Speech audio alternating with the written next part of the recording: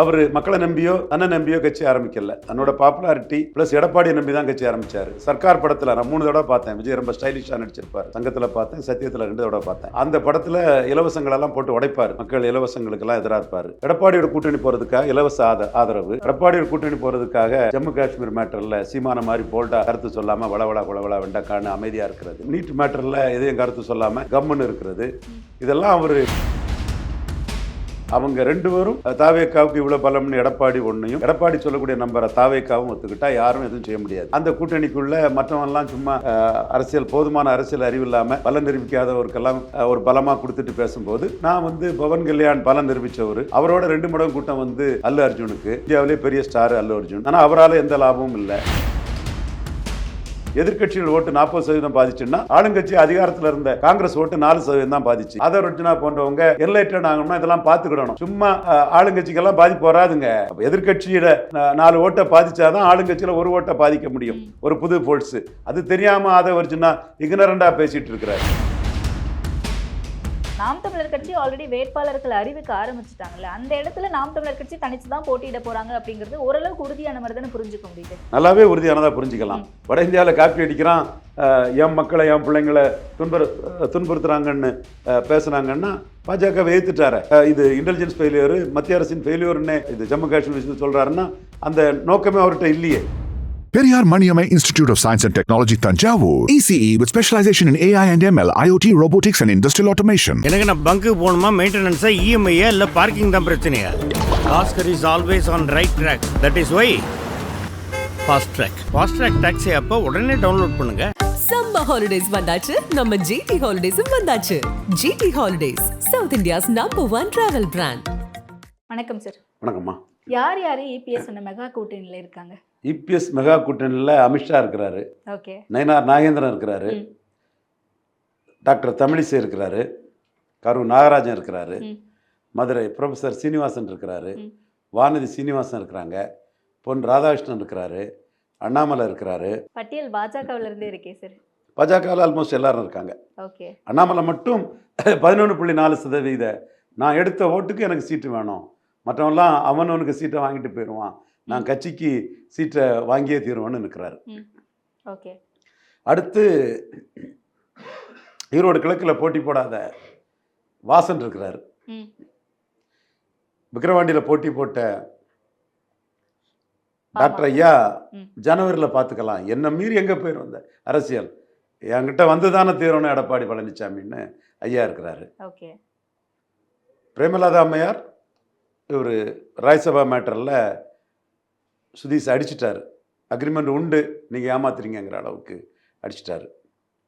So இவங்க 2 பேர்த்தையும் சமாளித்து கொண்டு வரணும் எடப்பாடி பழனிசாமிக்கு, ஏன்னா அங்கே திமுக ஹவுஸ்ஃபுல். ஓகே. ஸோ இங்கே சமாளித்து கொண்டு வரணும்.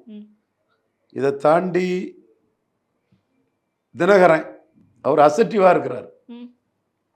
சோளிங்கருக்கு பார்த்திபன் அவருக்கு லாயலிஸ்ட்டு, செல்வாக்கானவர். என்ன மீறிங்க என்ன அரசியல், உங்களுக்கு என்ன பெரிய எடப்பாடி பெரிய சீட் கன்வெர்ட்டிங் கெப்பாசிட்டிலையும் ஓட் ட்ரான்ஸ்ஃபரிங் கெப்பாசிட்டிலையும் இருக்கிறாரா? சும்மா ஜெயலலிதா கூட்டணி கட்சிகள்லாம் பயந்து நடுங்கி போகிறது மாதிரி இவர்கிட்ட போகிறதுக்கு என்ன இருக்குது? நான் அந்த கூட்டணியில் இருக்கேன், என் கேண்டிடேட்டு சோளிங்கர் பார்த்திபன், இதுக்கு நீங்கள் வந்து தான் தீரணும்னு அவர் அசட்டிவாக இருக்கிறாரு. பன்னீர்செல்வம் நான் கமிட்டலாக இருக்கிறாரு. ஏசி சண்முகம், பாரிவேந்தர், ஜான் பாண்டியன், தேவநாதன் யாதவ் இவங்கெல்லாம் தாமரையில் பாஜக கூட இருப்பாங்க. கூட்டணியில் ஆட்சி பங்கு கொடுத்தா தான் இருப்போன்னு கிருஷ்ணசாமி, அவர் தேவேந்திரகுல வேளாளர் சமூகத்தை சேர்ந்தவர், 1/2% வாக்கு எடுத்தாலும் கடுகு சிறுத்தாலும் காரம் குறையாதுன்னு ஆட்சியில் பங்குங்கிற வார்த்தையோடு அவர் களத்துக்குள்ளே நிற்கிறாரு. அடுத்து முபாரக் போயிட்டாரு. இவ்வளவுதானே 2 அணியில இருந்தவங்க. ஓகே.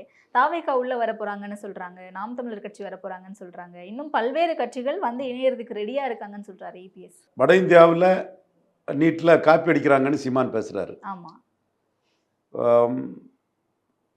ஜம்மு காஷ்மீர் தீவிரவாதிகள் தாக்குதல் இன்டெலிஜென்ஸ் ஃபெயிலியர், பாஜக அரசின் ஃபெயிலியருங்கிறாரு. அதனால தன்னோட 20% வாக்கையும் தட்டி தூக்கிட்டு போயிடுவாரோ சீமான்கிற அச்சத்தில் அது பற்றி மூச்சு விடாமல், அதே வேளையில் 7 நாள் கழிச்சு கூட்டணிக்காக ஒப்புக்கு சப்பானியாக ஒரு தீர்மானத்தை நிறைவேற்றுறாரு எடப்பாடி பழனிசாமி. ஸோ சீமானுக்கும் எடப்பாடி பழனிசாமிக்கும் இடையில் புல்வாமா தாக்குதலில் இமாச்சலில் 60% மேலே பாஜக ராஜ்புட் சிஎம்ஐயே பிராமணர்களே தேசபக்தி தேவபக்தியோட வாக்களித்து மோடியை ஜெயிக்க வச்சாங்க. உத்தரகண்டில் பிராமணர்கள் அதை மோடிக்காக செய்தாங்க. ஹரியானாவில் சத்திரி சீஃப் மினிஸ்டர் ராஜ்புட்டுகள் 60% மேலே வாக்களித்து ஜெயிக்க வச்சாங்க. ஆனால் 60% வாக்கு பலம் இருந்தும் சர்ஜிக்கல் ஸ்ட்ரைக் புல்வானா மேட்டரில் 45% அதிமுக வாக்காளரில் 3க்கு 2 பேர் மோடி பிரதமருங்கிறத ஓட்டு போடாமல் 30% ஓட்டு போடாமல் விலகிட்டாங்க. அந்த அணியை 60% பலமுள்ள அணியை 30% தான் கிடச்சிது. அப்போ தன்னிட்ட கூட 20% வாக்காளர்களும் சீமானுக்கு கருத்து தான் இதில் சரின்னும், நீட்டில் சீமானுக்கு கருத்து தான் சரின்னும், விற்கவும் முடியாமல் கக்கவும் முடியாமல் எடப்பாடி பழனிசாமி ஈரோடு கிழக்கு விக்கிரவாண்டியில் நிற்காததுலே சீமான்கிட்ட கொஞ்சம் பலகீனப்பட்டு நிற்கிறவர். இந்த மாதிரி கருத்துக்களை சீமான் ஸ்ட்ராங்காக சொல்கிறதுலையும் எடப்பாடி பலகீனப்பட்டு, ஈர்ப்பு சக்தி இல்லை, ஓட் ட்ரான்ஸ்ஃபரிங் கெப்பாசிட்டி இல்லை, ஸ்பான்டேனியஸாக கூட்டம் வராது. இந்த சூழ்நிலையில் இந்த மாதிரி இஷ்யூகள்லையும் சீமான் போட்டு உழுக்கெடுக்கிறாருன்னு திணறிட்டு இருக்கிறாரு எடப்பாடி பழனிசாமி. விஜயை பொறுத்தளவில் அவர் மக்களை நம்பியோ தன்னை நம்பியோ கட்சி ஆரம்பிக்கல. தன்னோட பாப்புலாரிட்டி ப்ளஸ் எடப்பாடியை நம்பி தான் கட்சி ஆரம்பித்தார். அதனால் விக்ரம் இது சர்க்கார் படத்தில் நான் 3 தடவை பார்த்தேன். விஜய் ரொம்ப ஸ்டைலிஷாக நடிச்சிருப்பார். சங்கத்தில் பார்த்தேன், சத்தியத்தில் 2 தடவை பார்த்தேன். அந்த படத்தில் இலவசங்களெல்லாம் போட்டு உடைப்பார், மக்கள் இலவசங்களுக்கெல்லாம் எதிராக இருப்பார்.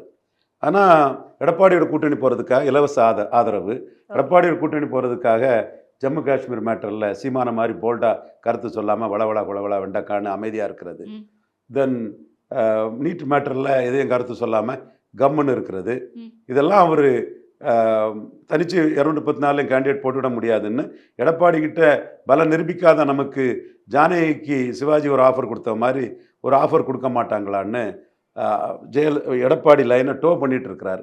சீமான் எடப்பாடிக்கு 20% ஓட்டுலையும் தன் துணிச்சலான கருத்தால் ஒரு பகுதியை தூக்கிடலான்னு இருக்கிறார். Okay okay. ஸோ இது வந்து அமையறதுக்கான பாசிபிலிட்டிஸ் இருக்கா அப்படின்ற ஒரு கூட்டணியா இல்லை அமைஞ்சிட்ட கூட்டணியா? தாவேக்கா எடப்பாடி பழனிசாமி அவங்க 2 பேரும் தாவேக்காவுக்கு இவ்வளோ பலம்னு எடப்பாடி ஒன்றையும் எடப்பாடி சொல்லக்கூடிய நம்பரை தாவேக்காவும் ஒத்துக்கிட்டா யாரும் எதுவும் செய்ய முடியாது. ஓகே. நான் அந்த கூட்டணிக்குள்ளே மற்றவங்கெல்லாம் சும்மா அரசியல் போதுமான அரசியல் அறிவு இல்லாமல் பலம் நிரூபிக்காதவருக்கெல்லாம் ஒரு பலமாக கொடுத்துட்டு பேசும்போது நான் வந்து பவன் கல்யாண் பலம் நிரூபித்தவர். அவரோட 2 மடங்கு கூட்டம் வந்து அல்லு அர்ஜுனுக்கு, இந்தியாவிலே பெரிய ஸ்டார் அல்லு அர்ஜுன். ஆனால் அவரால் எந்த லாபமும் இல்லை. சிவாஜி கணேசன் 67 காங்கிரஸ் ஆதரிச்சும் எந்த லாபமும் இல்லை. சிவாஜி கணேசன் பலம் நிரூபிக்காதவருக்கு ஜானகி 50 சீட்டு கொடுத்து எந்த லாபமும் இல்லை. வடிவேலு பலம் நிரூபிக்காதவர் பிரச்சாரம் பண்ணி எந்த லாபமும் இல்லை. ஸோ பலம் நிரூபித்த விஜயகாந்த் ஜெயலலிதா 41 சீட்டு வாங்கி 29 சீட்டு ஜெயித்தார். ஸோ பலம் நிரூபித்தாதான் ஒரு கட்சிக்கு மரியாதை. ஒரு வேளையில் 60% வாக்கெடுத்த தேமுதிக கூட வேற வழி இல்லாமல் போக்கடம் இல்லாமல் எடப்பாடி பழனிசாமி 5 சீட்டு கொடுத்தாரு. அதே மாதிரி அதுக்கு பலனும் கிடைச்சிட்டு, விஜயகாந்த் சிம்பதியில் பலமும் கிடைச்சிடுச்சு. அதே மாதிரி வேற கூட்டணி சரியாக அமையலைன்னா பலம் நிரூபிக்காத விஜய்க்கு வந்து அவர் சீட்டு கொடுக்கலாம். என்ன சீட்டு என்னங்கிறத விஜயும் எடப்பாடியும் ஒரு நம்பருக்கு முடிவு வந்துட்டாங்கன்னா அந்த நம்பர் வந்து மெட்டீரியலைஸ் ஆயிரும். அதை நீங்களும் நானும் தடுத்துட முடியாது. பட் நம்ம சொல்லலாம், விஜய் பலம் நிரூபிக்காம ரசிகர்களை விற்பனை ஆக்குறது அரசியல் வியாபாரின்னு விமர்சனம் பண்ணலாம். எடப்பாடி பழனிசாமி விஜய்க்கு சீட்டு கொடுக்கறது ஒரு புதிய கட்சி வரும்போது தோத்துப்போன கட்சி தான் பலகீனம் அடையும். விஜயகாந்த் வரும்போது கருப்பு எம்ஜிஆர்னு அதிமுக ஜெயலலிதாவை தான் பலகீனப்படுத்துறாரு. கமல்ஹாசன் வரும்போது எம்ஜிஆர் ஆட்சின்னு அதிமுக ரெட்டலை ஓட்டை தான், பிராமின் புறமொழியாளர் ரெட்டலை போட்டதை தான் அவர் பலகீனப்படுத்தினார். அதே மாதிரி விஜயும் 214 போட்டுவிட மாட்டார். அதுக்குள்ளே நோக்கம் இல்லை, கெப்பாசிட்டி இல்லை, ஆளுமை இல்லை. அதுக்குள்ளே கமல்ஹாசன் 39 போட்ட மாதிரி 39 போடாமல் லெட்டர் பேடாக இருந்தார். அதனால் 214 போட்டுவிட மாட்டார். ஒரு வேளையில் போட்டுட்டாருன்னா, நான் சொல்கிறதான் கரெக்டுன்னு சொல்ல முடியாதுல்ல. அவர் ஒரு வேளையில் ஆதவ அர்ஜுனாக்கள் ஜான ஆரோக்கியசாமிகளை வச்சு கட்டுமையாக உழைச்சி அடி வேர்க்க விற்க போட்டுட்டாருன்னா அது வந்து ரெட்டலை வாக்களை எம்ஜிஆர் ஜெயலலிதா வாக்க தோத்துப்போன கட்சியின் வாக்கை தான் பலகீனப்படுத்தும். ஓகே. அதனால எடப்பாடி பழனிசாமி நம்மளை பலகீனப்படுத்துவாருங்கிற அச்சத்தில் ரேட்டல்ட் ஆகி விஜய்க்கு சீட்டு கொடுக்கலாம். இல்லை, எடப்பாடி பழனிசாமி தலைமையில தானே தமிழ்நாட்டில் என்டிஏ கூட்டணி இருக்குன்னு சொன்னார் அமித்ஷா அவர்கள். கண்டிப்பாக எடப்பாடி அதிமுக வாக்குகளை அடி வாங்கும் அப்படின்னா பாஜக வாக்குகளும் தான் அடி வாங்கும். அதில் பாஜக வாக்குகள் அடி வாங்கிறதுக்கு கூட்டணி வாக்குகளை தான் அடி வாங்கும். பாஜக வாக்குகள் அடி வாங்குறது கஷ்டம். ஏன்னா சிஏஏ எதிர்ப்பில் விஜய் இருக்கிறாரு. விஜய் தனிச்சு போட்டிட்டா தானே, தனிச்சு போட்டிட்டா அவர் வந்து வக்ஃப் போர்டு இதுக்காக போகிறாரு. ஸோ அந்த வகையில் எம்ஜிஆரை சொல்கிறாரு. எம்ஜிஆர் 3 எழுத்து, விஜய் 3 எழுத்து. எம்ஜிஆர் ஜெயலலிதான்னு ஒரு ஈர்ப்பு சக்தி உள்ள கூட்டம் சேர்க்கக்கூடிய ஸ்பான்டேனியஸாக கூட்டம் வரக்கூடிய தலைவர்கள் தலைமையில் இருந்த கட்சி. விஜயும் கூட்டம் சேர்க்கக்கூடிய ஒரு கட்சி இல்லை. ஸோ அவர் வந்தால் அதிமுக ஓட்டு தான் பாதிக்கும். அஜித் வந்தாலும் அதிமுக ஓட்டு தான் பாதிக்கும். வேற யாரை சொல்லுங்க, சிவகார்த்தியம் வந்தாலும் அதிமுக ஓட்டு தான் பாதிக்கும். ஏன்னா 2 cinema hero, number 1 heroine, number 1 hero தலைமையில் இருந்த கட்சி, ரெட்டலை கட்சி, பாமர மக்கள் ஆதரிக்கக்கூடிய கட்சி. அப்படித்தான் கமலஹாசன் தினகரனை பாதிக்க வச்சிருக்காங்க. இன்னொரு கான்செப்டில் என்டிஆர் வரும்போதே எதிர்க்கட்சிகள் ஓட்டு 40% பாதிச்சுன்னா ஆளுங்கட்சி அதிகாரத்தில் இருந்த காங்கிரஸ் ஓட்டு 4% தான் பாதிச்சு. ஆதர் அர்ஜுனா போன்றவங்க என்லைட்டட் ஆகணும்னா இதெல்லாம் பார்த்துக்கிடணும். சும்மா ஆளுங்கட்சிக்கெல்லாம் பாதிப்பு வராதுங்க. அப்போ எதிர்கட்சியில 4 ஓட்டை பாதிச்சாதான் ஆளுங்கட்சியில் 1 ஓட்டை பாதிக்க முடியும். ஒரு புது போல்ஸு அது தெரியாமல் ஆதர் அர்ஜுனா இக்னரண்டாக பேசிட்டு இருக்கிறாரு, அல்லது திமுக மேலோட வன்மத்தில் பேசிட்டு இருக்காரு. நான் தரவுகளோட பேசுகிறேன், நீங்கள் தரவுகளோட பார்த்தா உங்களுக்கும் தெரியும். ஸோ அப்போ இவர் தனியாக 214 போட்டுட்டாருன்னா அதில் வேற நான் சந்தேகத்தை கிளப்புறேன், அவர் கெப்பாசிட்டியில் போட்டுவிட மாட்டாருன்னு. ஒருவேளையில் போட்டுட்டாருன்னா நம்மளை பாதிக்கும்னு தாவேகாவுக்கு வந்து எடப்பாடி பழனிசாமி சீட்டு கொடுக்கலாம். அது எடப்பாடி பழனிசாமிக்கு முடிவு. இன்னும் அது சஸ்பென்ஸாக தான் இருக்கு. ஓகே. அண்ட் இன்னொரு விஷயமும் சொல்லப்படுது இல்லை சார், தாவேகாவோட பாமக தேமுதிக கூட்டணி வர்றதுக்கான வாய்ப்புகளும் இருக்கு. இவங்க எல்லாரும் சேர்ந்து தனியா விஜய் தலைமையில் ஒரு கூட்டணி அமைக்கிறதுக்கான வாய்ப்புகளும் இருக்கு. சாத்தியமாது விஜய் தலைமையில் ஒரு கூட்டணி அமைப்புங்கிறதுக்கு வந்து சிஆர் பாஸ்கரன் முயற்சி பண்ணுறாருன்னு சொல்கிறாங்க. அவர் அன்புமணி தலைமையை விட்டுட்டு விஜய் தலைமையை ஏற்றுக்கிட்டு போக சொல்லுவாரா? அது கேள்வியாக இருக்குதுல்ல. பெரிய மாநாடு 10 லட்சம் பேர் அவங்களும் கூப்பிட்றாங்க. இதெல்லாம் தாண்டிடுவாங்க, விக்கிரவாண்டியெல்லாம் தாண்டி போயிடும் அவங்க மாநாட்டு கூட்டம். ஒரு குறிப்பிட்ட கம்யூனிட்டி மட்டும்தான் இது பரவாயில்ல. எம்பிசி, ஷெட்யூல் காஸ்ட் எல்லாரும் இருந்தாங்க விஜய் மாநாட்டில். பட் அவங்க பலன் நிரூபித்தவங்க, 6 டிசைடிங் ஃபேக்டர் பெரிய பொசிஷனில் இருந்தவங்க. அவங்க பெரிய கூட்டம் கூட்டி அவங்க அன்புமணி சிஎம்னு தானே சொல்லுவாங்க. ஓகே, பட் பெரிய பொசிஷன்ல இருந்தவங்க தானே. இப்போ எந்த நிலைமையில இருக்காங்கன்ற ஒரு விஷயம் பார்க்கணும்ல. இப்போ அவங்க விஜயை காட்டி எடப்பாடி கிட்ட பேரம் பேசலாம். விஜயை காட்டி எல்லாரும் அரசியல்வாதி நியாயமா அப்படி போயிடுவான்னு நினைக்காதீங்க. இல்ல, அந்த கட்சியிலேயே யார் தலைமை அப்படின்ற ஒரு பிரச்சனை இருக்கு. இதெல்லாம் தாண்டி கூட்டணியில இப்ப இருக்காங்களா இல்லையான்ற ஒரு சிக்கல் இருக்கு. அண்ட் தேமுதிக எடுத்துக்கிட்டாலும் அதே நிலை தான். தேமுதிக ஆல்ரெடி வந்து எங்களுக்கு ராஜ்யசபா சீட் கொடுக்குறேன் அப்படிங்கறது அந்த கடந்த தேர்தல் ஒப்புதல்லையே சொல்லியிருக்காங்க அப்படின்ற மாதிரி சொல்றாங்க. ஸோ இந்த கான்ட்ரவர்சிக்கு மத்தியில் மீண்டும் அதிமுகவில் தான் போய் இணைவாங்களா 2 பேரும்? அதிமுகவில் இணையறதுல சிக்கல்கள் இருக்கு, லாபமும் இல்லை. ஏன்னா எடப்பாடியை பொறுத்தளவில் பாமகவை எடுத்துட்டிங்கன்னா எடப்பாடி பாமக கூட்டணியில் எடப்பாடிக்கு vote transferring capacity, seat converting capacity கிடையாது, ஈர்ப்பு சக்தி கிடையாது. காசு கொடுத்தா கூட்டம் சேர்க்கணும். இப்போ ஜெயலலிதா தேமுதிக கூட்டணியில் 41 சீட்டு கொடுத்து 29 சீட்டு கேப்டன் விஜயகாந்த் தேமுதிக ஜெயித்தாங்க. அந்த மாதிரி எடப்பாடி இதில் தேமுதிக எடப்பாடி கூட்டணியில் 1 சீட்டு கூட ஒரு காலத்துலேயும் ஜெயிக்கல. இன்னும் நீங்கள் பார்த்தீங்கன்னா கடைசியாக 24 ரெட்டையில் விழுப்புரத்துலேயும் சிதம்பரத்துலேயும் 35% வாக்கு எடுக்குது. ஆனால் தேமுதிக 27% வாக்கு தான் கடலூரில் எடுக்குது. 8% வாக்கு டிரான்ஸ்ஃபர் பண்ண முடியல. அந்த அணிக்குள்ள ஆவரேஜில் பக்கத்தில் இருக்கக்கூடிய கடலூருக்கு 8% வாக்கு டிரான்ஸ்ஃபர் பண்ண முடியல. தஞ்சாவூரில் 17% ஓட்டு தேமுதிக எடுக்கிறாங்க, நல்ல ஓட்டு தான். ஆனால் மயிலாடுதுறையிலையும் நாகப்பட்டினத்துலேயும் 22% எடுக்கக்கூடிய ரெட்டையில் 17%ஓட தஞ்சாவூரில் கூட்டணி கட்சியை நிறுத்திடுது. அப்போ 5% வாக்கு டவுன் ஆகுது. இப்படி டவுனாக இருந்தால் எப்படி ஜெயிக்க முடியும்? எடப்பாடியை நம்பி எப்படி சீட் கன்வெர்ட் ஆக முடியும்? இதுதான் தேமுதிகவுக்குள்ள பெரிய ப்ராப்ளம். அதே மாதிரி பாமகவும் எடுத்துட்டிங்கன்னா அவங்க நேரடியாகவே பார்க்குறாங்க.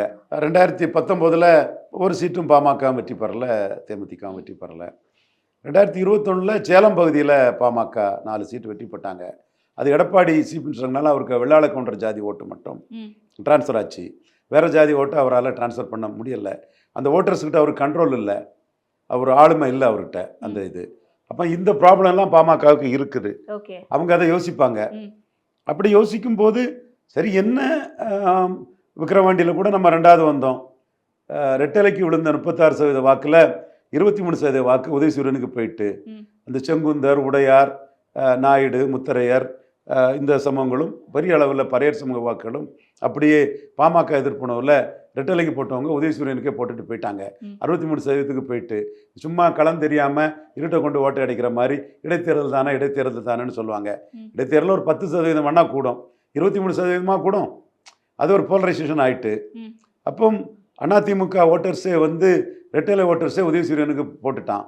சும்மா இங்கே வட தமிழகத்தில் களம் என்னன்னு தெரியாமல் இங்கே ஏசி ரூமில் இருந்து திமுக அதிமுகன்னு பேசிகிட்டு இருக்கிறதுக்கு அர்த்தம் கிடையாது.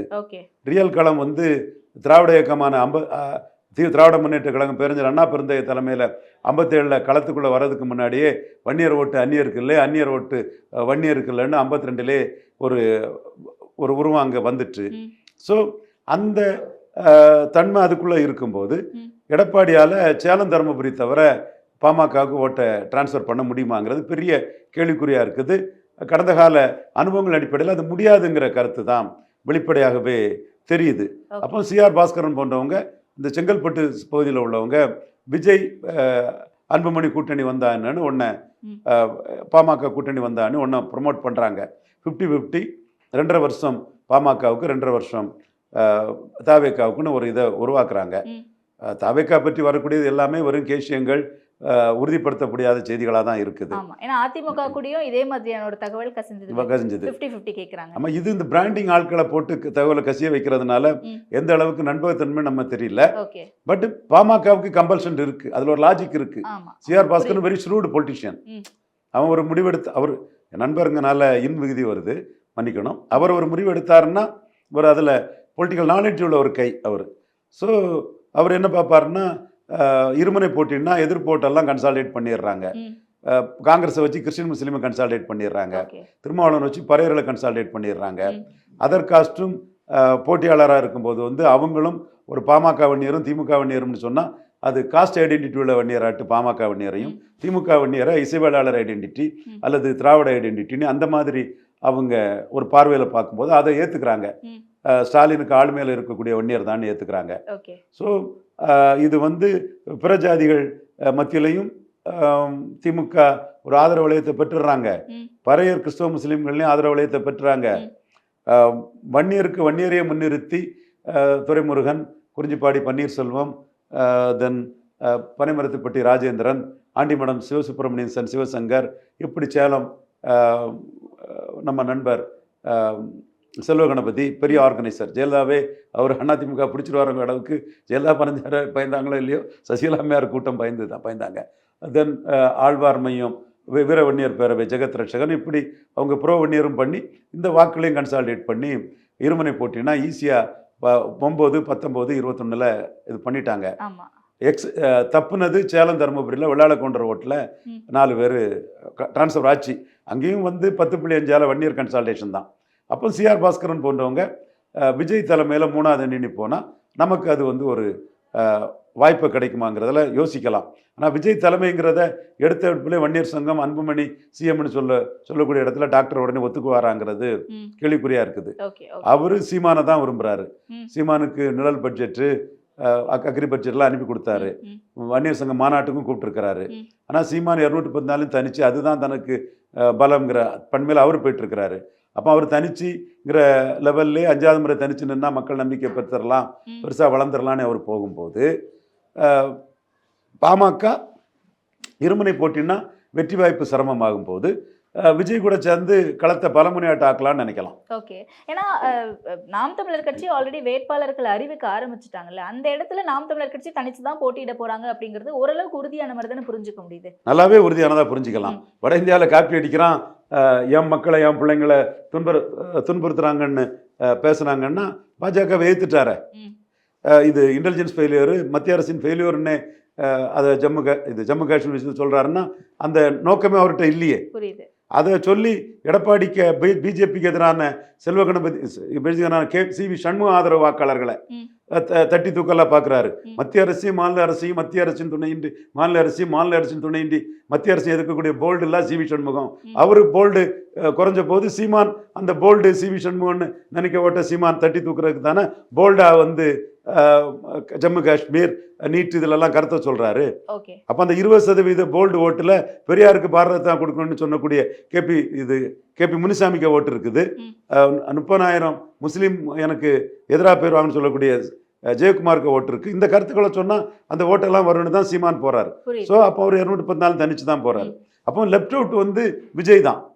அப்போ விஜயை இவங்க வளைச்சி பிடிச்சாங்கன்னா பலமுறை போட்டியாட்டாக்கலாம். அதற்கான ஒரு முயற்சி கூட நடக்கலாம். Periyar Maniamai Institute of Science and Technology, Tanjavur. ECE with specialization in AI and ML, IoT, robotics and industrial automation. எனக்கு நான் பங்கு போகணுமா, மெயின்டெனன்ஸா, இஎம்ஐயா இல்லை பார்க்கிங் தான் பிரச்சனையா? Oscar is always on right track. That is why fast track. Fast track taxi அப்போ உடனே download பண்ணுங்க. சம்மர் ஹாலிடேஸ் வந்தாச்சு, நம்ம ஜிடி ஹாலிடேஸும் வந்தாச்சு. GT holidays, south India's number 1 travel brand.